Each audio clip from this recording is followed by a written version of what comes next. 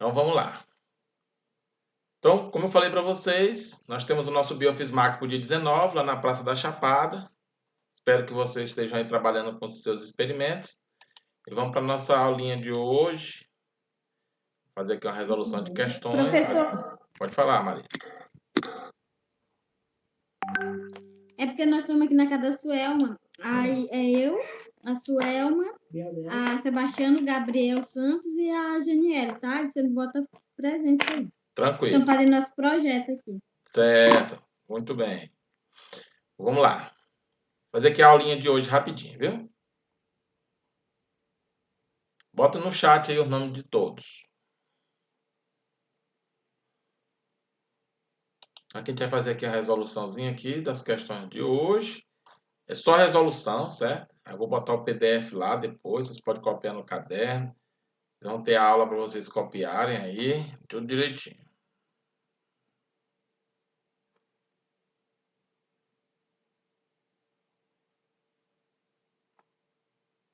Ok, vocês estão vendo aí, né? Tá aparecendo para vocês? Vamos lá. Bom, vamos fazer umas questõezinhas de relatividade, né? Primeira questão aí fala que o conceito de éter surgiu na Grécia Antiga, né? Significando uma espécie de fluidos, né? Sutil, rarefeito, que preenchia o espaço e que envolvia a Terra. Este conceito evoluiu para apresentar um referencial privilegiado, coisa que a relatividade não aceita, não é isso?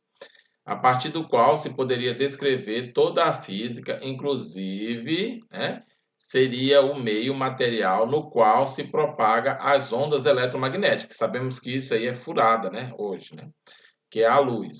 No entanto, as experiências de Michael Maury, né, ou Michel-C. Maury, realizada em 1887, mostraram a inconsistência desse conceito, uma vez que seus resultados implicavam que a Terra estava sempre estacionária, coisa que nós sabemos que isso não é bem verdade. Em relação ao éter, ou a noção de que o éter representava um sistema de referência absoluta, era errôneo, devendo, portanto, ser rejeitado. As inconsistências do conceito do éter levaram Einstein a elaborar sua teoria da velocidade, a teoria, né, que a velocidade da luz era constante, né, que a gente já sabe disso, né? Então vamos procurar aqui a resposta para ela, né? Vou pegar aqui uma canetinha. É constante para qualquer observador, dependendo de qualquer movimento, dependendo, né, de qualquer movimento da fonte do observador. Furado, que é independe, certo? É constante para qualquer observador e independe de qualquer movimento da fonte ou do observador. Então, a resposta certa seria essa daqui, a letra B, certo? Então, aqui, ó, é constante, depende, não? É constante, independe do observador, porém, depende de qualquer movimento da fonte. Então, está furado aqui também, certo? A resposta certa é a letra B. Ficando uma espécie de fluido, né, sutil e rarefeito que preenchia o espaço que envolvia a Terra, isso aqui é a mesma questão, certo? É a mesma questão. Eu repeti aqui a primeira e a segunda, vai ser a mesma questão. Furei aqui a lógica, viu, pessoal? Vamos para a terceira. Pronto, a terceira, baseada na primeira e a segunda, que são iguais, né? Raios cósmicos são partículas que bombardeiam continuamente a Terra. Eles são compostos principalmente de partículas alfa, prótons e neutrinos. Um neutrino vindo do espaço se desloca em relação à Terra com velocidade da luz igual a c. Para um foguete que se desloca com velocidade v em relação à Terra, em direção ao neutrino, esta partícula terá velocidade igual a, como falamos para vocês, independentemente do movimento da fonte ou do observador, a velocidade sempre é c. Então, aí é batata. Questão de número 4, quando olhamos para o céu noturno, vemos uma grande quantidade de estrelas, muitas das quais encontram-se a dezenas e até centenas de anos-luz de distância da Terra. Na verdade, estamos observando as estrelas como eram há dezenas ou centenas de milhares de anos atrás, certo? E algumas delas podem nem mais existir, uma vez que nós olhamos para o espaço e vemos o passado. Esse fato ocorre por quê? Então vamos lá. Letra A, a velocidade da luz no vácuo é infinita? Não, ela é finita. Furou aí a letra A. A velocidade da luz no vácuo, apesar de ser muito grande, é finita e depende do movimento relativo entre as fontes. Não, isso aqui é furado. A velocidade da luz no vácuo, apesar de ser muito grande, é finita e não depende do movimento relativo entre a fonte e o observador. Então a resposta é essa daqui, baseada nos postulados, certo? Letra D, a velocidade da luz no vácuo é infinita. Então, quando fala infinito, furou, viu? Questão de número 5. A dilatação temporal e a contração espacial são conceitos que decorrem da teoria especial da relatividade. Aqui já está logo aqui a questão de primeira, certo? De primeira aqui. O restante aqui tudo é furada. Tem muita gente que queria marcar mecânica quântica, mas não é. Então, vamos lá aqui. Um astronauta é colocado a bordo de uma nave, de uma espaçonave enviada para a estação espacial.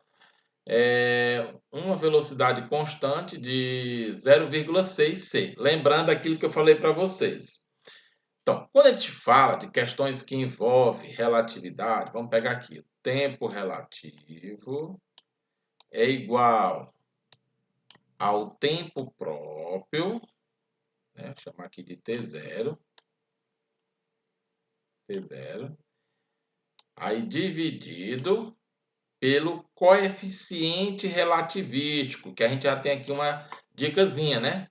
Então, ó, 1 menos V ao quadrado dividido por C ao quadrado. Certo? Então, esse coeficiente aqui, quando a gente for 0,6C, o resultado dele é 0,8. Pronto. Esse radical todo aqui é 0,8, certo? Então, pensando nisso, aí ele diz que no referencial da espaçonave, o tempo transcorrido entre o lançamento e a chegada da estação foi de 15 meses. Então, é o tempo próprio. Aí você bota aqui, ó, igual a 15 dividido, como eu falei para vocês, quando isso aqui for 0,6C, né, que é esse V aqui, fizer a substituição, você vai encontrar que todo esse radical é 0,8. 0,8. E o contrário, quando for 0,8C, todo radical vai ser 0,6. Então, é só dividir aí esse valor, 15 dividido por 0,8, que a gente já tem a nossa resposta. Vamos fazer aqui a continha rapidinho na calculadora, mas dá para fazer de cabeça. 15 dividido por 0,8. Dá o número quebrado, dá 18,75. Então, dá 18,75 meses. Aí você escreve aqui meses, viu? Meses. Pronto, fechou aí a questão, certo? Na 7, é parecidíssima com a anterior, a relatividade proposta por Galileu e Newton. É a teoria da relatividade restrita proposta por Albert Einstein em 1905, que é revolucionária porque mudou a ideia sobre o espaço e o tempo, uma vez que o anterior era aplicado somente para referenciais inerciais. Em 1915, Einstein propôs a teoria da relatividade geral, válida para todos os referenciais, inclusive os inerciais e os não inerciais, com aceleração e sem aceleração. Aí, acerca do assunto, trata-se no texto Resolva a seguinte situação-problema. Considere a situação fictícia que se configura com a exemplificação da relatividade do tempo, que é aquilo que nós fizemos anteriormente. Um grupo de astronautas decide viajar numa espaçonave espacial, ficando em missão durante 6 anos. 6 anos. Medidos no relógio da nave, ou seja, o tempo próprio. Quando retornam à Terra, verifica-se que aqui se passaram alguns anos. Considerando que C é a velocidade da luz no vácuo, e que a velocidade média da nave é de 0,8 c, lembrando aquela história do coeficiente, é correto afirmar que ao retornarem à Terra se passaram quantos anos? Então, se a viagem foi de 6 anos, vamos calcular aqui, né? Então, tempo relativo, que é o que nós vamos buscar, vai ser igual ao tempo próprio, T0, e dividido pelo coeficiente relativístico, né? Que a gente já sabe o valor aqui, tá bom? Raiz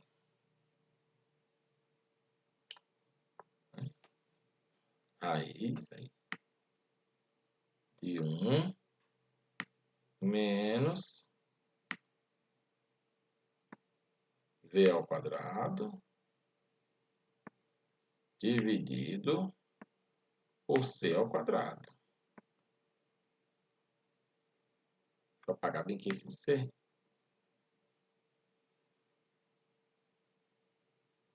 Borracha. O C ficou parecendo 0.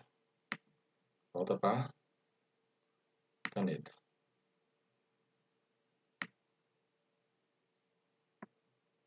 C ao quadrado. Então, aquilo que eu falei para vocês. Quando for 0,8, o resultado, ó, aí aqui falta 6, dividido por 0,6, né, que é o coeficiente relativístico. Quando é 0,8c, o V, o coeficiente todo vai dar 0,6. Então, é igual. Quanto é que dá aí 6 dividido por 0,6? Dá 10 anos, certo? Aqui dá para fazer até de cabeça, aqui, rapidinho. 10 anos.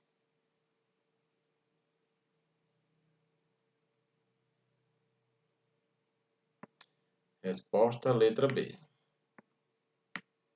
Então, vai ter uma questão dessa na prova, não tem perigo. Né? Oitava. Bastante envolvida com os estudos para a prova de vestibular, Silvia selecionou o seguinte texto sobre a teoria da relatividade para mostrar à sua colega, que era a Teresa. À luz da teoria da relatividade especial, as medidas do comprimento massa, tempo, não são absolutas, né? Quanto realizada por observadores em referenciais inerciais diferentes. Conceitos inovadores como massa relativística, contração do espaço, dilatação temporal, desafiam o senso comum. O resultado dessa teoria é que as dimensões de um objeto são máximas quando medida em repouso em relação a um observador e quando ao se mover com uma certa velocidade próxima da luz, né, em relação ao observador, o resultado da medida de sua dimensão paralela a direção do movimento é menor, né? Ou seja, no sentido do movimento ela se contrai. Depois de ler esse texto, né, para a Teresa, Silvia pegou um cubo, né, que tem 3 lados iguais, para que estava sobre a mesa e fez a seguinte questão para ela: como seria a forma desse cubo se ele estivesse se movendo a uma velocidade relativística, né? Ou seja, próxima à velocidade da luz? Aí, ó, tá aí a figura, né? Qual desses aqui seria a certa? Então, ó, no sentido do movimento, ó, que é essa direção aqui, ó, então você teria aqui como resposta a letra A, né? Ou seja, no sentido do movimento ela diminuía e os outros tamanhos se manteriam constantes, certo? Tudo continuaria L0 e L0. Só quem ia diminuir seria o sentido do comprimento aqui, ok? Questão 9, queremos fazer uma continha, né? Um carro se desloca com velocidade constante ao solo. Seu comprimento próprio, que é o L0, ó, então aqui, ó, comprimento relativístico, L, é igual ao comprimento próprio. Essa daqui vai dar um pouquinho mais de trabalho para a gente fazer, né? Aí aqui, ó, vezes o coeficiente relativístico. Aí aqui tem um detalhe, a gente vai ter que quebrar aqui o coeficiente, porque a gente vai buscar a velocidade V dentro, ó, o V ao quadrado, que a gente vai buscar, certo? Dividido por C ao quadrado. A gente vai encontrar um resultado em função de C, certo? Então, esse aqui é 4, né? Que ele diz aqui, ó, 4 metros, né? O comprimento dele, diminuído. 4, igual ao comprimento próprio, que é 5. E aí aqui você vai ter de resolver essa parte aqui, certo? Então, quando você fizer aqui a substituição, aqui você vai ter o quê? Você vai buscar esse valor. Então, mas para a gente não perder muito tempo, o que a gente vai fazer aqui? Vamos eliminar esse radical, né? Vamos ser espertos. Vamos aplicar quadrado aqui nos dois lados. Quando a gente fizer isso, aqui vai ficar 4 ao quadrado. Aí essa raiz aqui some. Vou apagar ela aqui. O radical some. Aí você vai ter 5 ao quadrado, né? Que você aplicou o quadrado em tudo. O radical some. Aí você vai multiplicar isso aqui, ó, por 1 menos v ao quadrado c ao quadrado. Como eu falei para vocês, a gente vai encontrar um resultado em função de c. Daqui a pouco a gente chega lá. Aí fecha aqui o parênteses, certo? Então, 4 ao quadrado dá 16, né? 5 ao quadrado dá 25. Aí você vai multiplicar aqui cada um dos termos. Então, 5 ao quadrado, 25 vezes 1 dá 25. Menos. Aí aqui você vai ficar com o quê? 25 v ao quadrado, que é o que tu quer saber, dividido por c ao quadrado. Certo? O ponteirozinho que cega. Aí você vai trazer essa expressão toda para o outro lado com o sinal trocado. E esse aqui vai para lá com o sinal trocado. Então você vai ter o quê? 25. Vou escrever aqui, ó. 25. Positivo, né? E lá era negativo, é positivo. V ao quadrado, que é o que tu quer saber. Dividido por c ao quadrado, que depois a gente vai jogar lá para o outro lado, né? Multiplicando. É igual. Quanto é que dá 25 menos 16, né? Que você vai jogar isso subtraindo, né? Quanto é que dá 25 menos 16? 25 menos 16. Dá 9.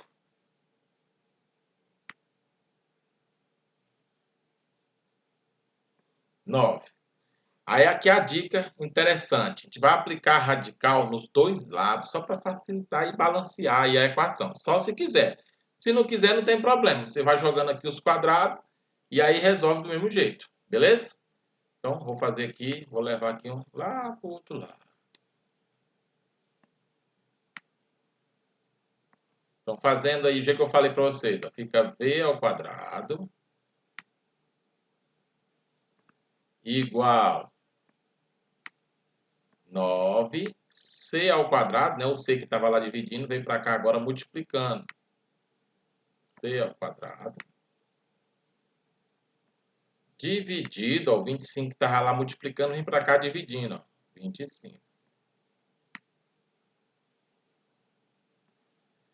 Aí você agora aplica a raiz, certo? Então, v vai ser igual a quanto? Raiz quadrada daquela expressão lá que nós encontramos. 9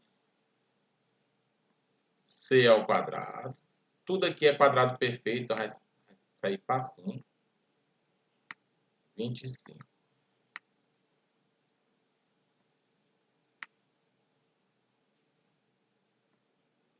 Então, bora lá.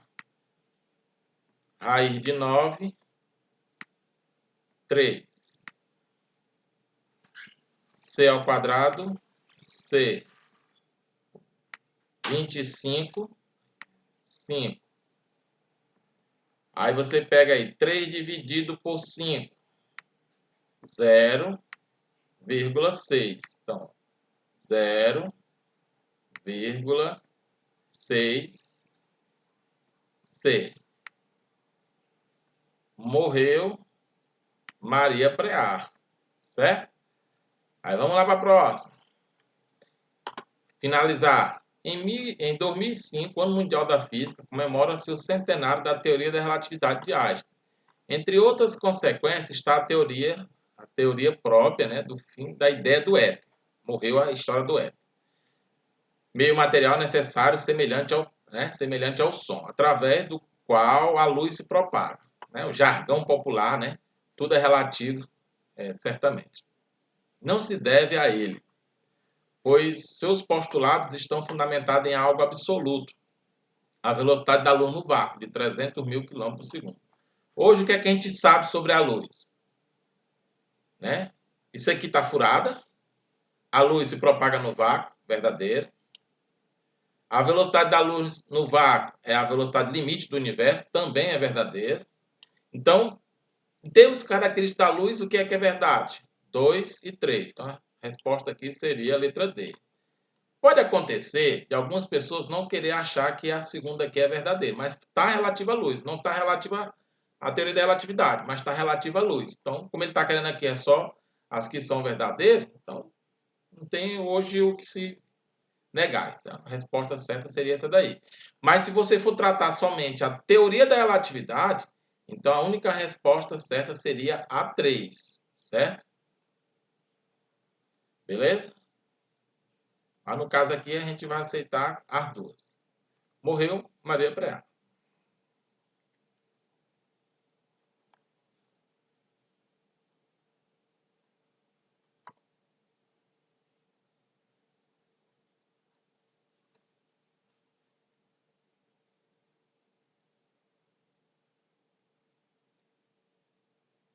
Alguma pergunta?